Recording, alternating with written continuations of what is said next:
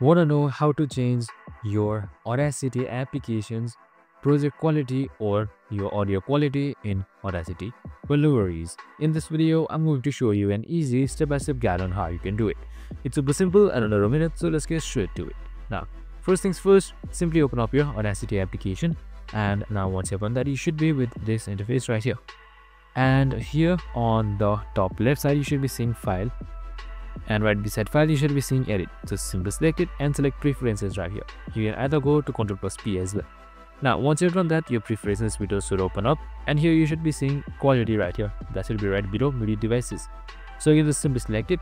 And now here you can see Sample Rate Converter. You can just simply change it to according to your performance or quality. You can go for low quality for faster and best quality for slower.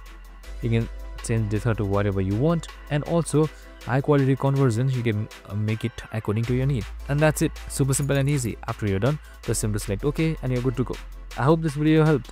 If it did, make sure to like, subscribe and tune in with us for more of these videos. See you in the next one.